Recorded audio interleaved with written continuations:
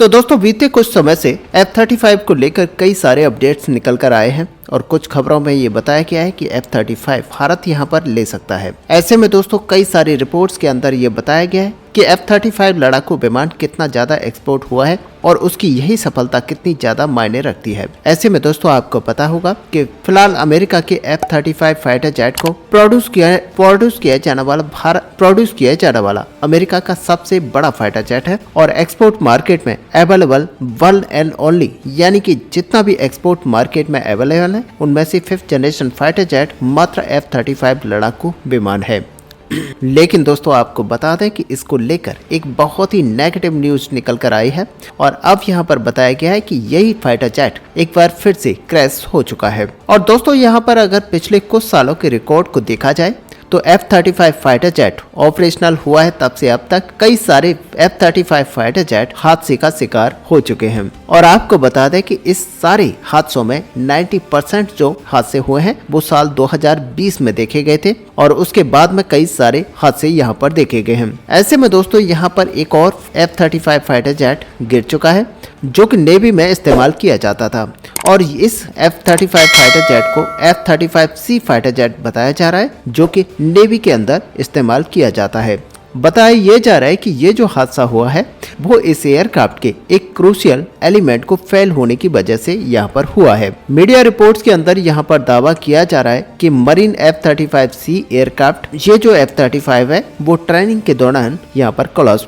हो गया था, जो कि बताया जाता है कि काफी खतरनाक हो सकता था अगर यही घटना टेक ऑफ या फिर लैंडिंग के दौरान हुई होती। ऐसे पर रिपोर्ट्स के अंदर ये भी दावा किया जा रहा है कि असल में ये जो हादसा है ये आज का नहीं है बल्कि जनवरी महीने का है और इसके बारे में पहले जानकारी नहीं आई थी, लेकिन हाल ही में पब्लिक के लिए ये जानकारी मुहैया कराई गई है। और रिपोर्ट्स में दावा किया जा रहा है कि इस हादसे के दौरान मरीन फाइटर जेटों का एक और एक्सरसाइज को यहाँ पर अंजाम दिया जा रहा था और ये जो एक्सरसाइज है नवादा के इंस्टॉलेशन यूनिट में हो रहा था और एयरक्राफ्ट का जो फ्रंट लैंडिंग गियर है वो तब कोलैप्स हो गया जबकि ये एयरक्राफ्ट पार्क किया हुआ था। और ये जो F-35 लाइटनिंग 2 एयरक्राफ्ट है ये यूएस मरीन के 3rd एयरक्राफ्ट विंग के मरीन फाइटर जेट स्क्वाड्रन 331 का हिस्सा था और ये एयरक्राफ्ट यहाँ पर पार्किंग में तैनात था, तभी इसका जो फ्रंट लैंडिंग गियर है वो अचानक से टूट गया और एयरक्राफ्ट यहाँ पर धड़ाक से गिर गया। ऐसे में ये जो घटना हुई थी वो 26 जनवरी को हुई थी, लेकिन इसके बारे में जानकारी अभी यूएस नेवी की तरफ से दी गई है।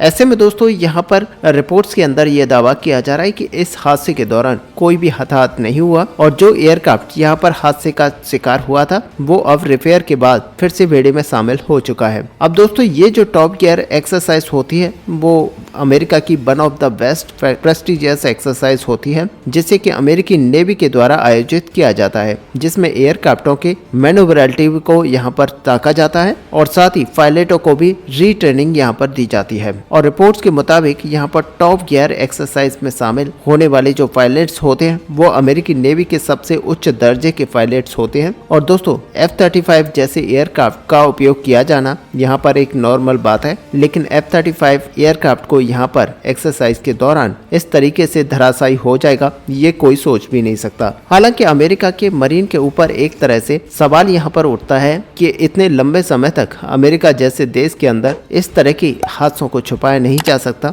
और कुछ रिपोर्ट्स के अंदर ये दावा किया जा रहा है कि फरवरी मंथ के सोशल मीडिया पोस्ट के अंदर ये दावा कर दिया गया था कि अमेरिका के F-35 लड़ाकू विमान का हादसा हो चुका है। हालांकि यहाँ पर हादसे से रिलेटेड कुछ फोटोज को भी वायरल देखा गया था, लेकिन तब इसके बारे में इतनी अधिक चर्चा नहीं देखी गई थी। लेकिन अमेरिका के जो कुछ न्यूज एजेंसीज हैं उनके दबाव के कारण मरीन की तरफ से इस हादसे को लेकर आखिरकार जानकारी पब्लिक डोमेन में मुहैया कराई गई। दूसरी तरफ आपको बता दें कि इस तरह के हादसे F-35 फाइटर जेटों को लेकर भी सवाल यहाँ पर उठता है कि एयरक्राफ्ट जिसे दुनिया के सबसे ताकतवर लड़ाकू विमान के रूप में जाना जाता है और अमेरिकी बेड़े के बैकबोन के रूप में जाना जाता है, तो वहीं पर इन एयरक्राफ्टों का जो एक्सपोर्ट है वो भी काफी अधिक है और इतने सारे देशों के बेड़े भी इसी एयरक्राफ्ट को इस्तेमाल करते हैं। और दोस्तों ऐसे में ये सबसे महत्वपूर्ण हो जाता है कि इस तरीके से खड़े खड़े ही ये लड़ाकू विमान हादसे का शिकार बन जाता है। तो आप मान के चलिए कि उड़ान भरने के दौरान इस लड़ाकू विमान के साथ क्या तक हो सकता है।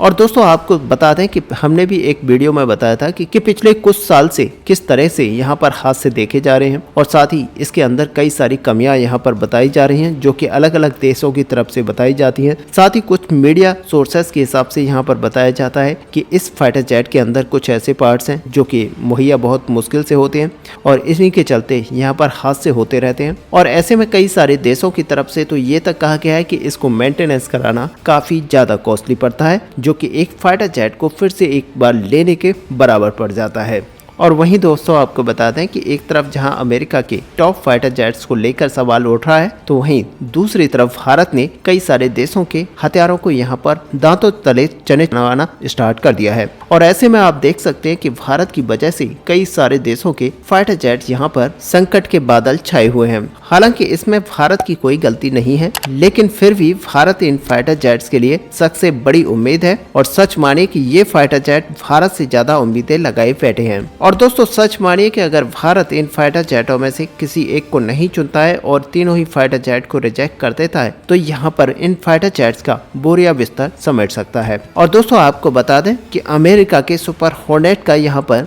F-18 को बनाने वाली अमेरिका की बोइंग कंपनी ने कहा है कि अगर भारत इस फाइटर जेट को नहीं खरीदता है तो ऐसे में उसके सामने F-18 सुपर हॉर्नेट की प्रोडक्शन लाइन को बंद करने की नौबत आ जाएगी और उसके अलावा उनके पास कोई विकल्प नहीं बचेगा, क्योंकि बोइंग कंपनी के पास F-18 सुपर हॉर्नेट का कोई भी ऑर्डर अभी बुक नहीं है। और ऐसे में यहाँ पर बताया ये भी जा रहा है कि कोई भी संभावित ग्राहक इस फाइटर जेट के लिए नहीं बचा है। वहीं F-18 के बाद में जो अगला फाइटर जेट है वह ब्रिटेन और जर्मनी का यूरो फाइटर जेट है। और सच मानिए कि ये वो फाइटर जेट है जो कि भारत को पहले भी दिया जाना था और भारत ने पहले ही इसको रिजेक्ट कर दिया था और उसकी एवज में भारत ने 36 राफेल फाइटर जेट को परचेज किया था। उस समय यहाँ पर बताया गया था कि इस फाइटर जेट की जो कीमतें हैं वो अलग हैं और काफी ज्यादा हैं और इसी वजह से भारत ने इसको रिजेक्ट किया था। और इस समय यूरो फाइटर जेट टाइफून के सामने भी कोई खरीदार मौजूद नहीं है। ऐसे में ब्रिटेन ने कहा है कि अगर भारत जैसा कोई बड़ा खरीदार अगर ब्रिटेन को नहीं मिलता है तो अगले 10 सालों के लिए यूरो फाइटर टाइफून का पूरा प्रोडक्शन लाइन बंद हो सकता है और 50,000 से ज्यादा लोगों की बेरोजगारी यहाँ पर सामने आ सकती है।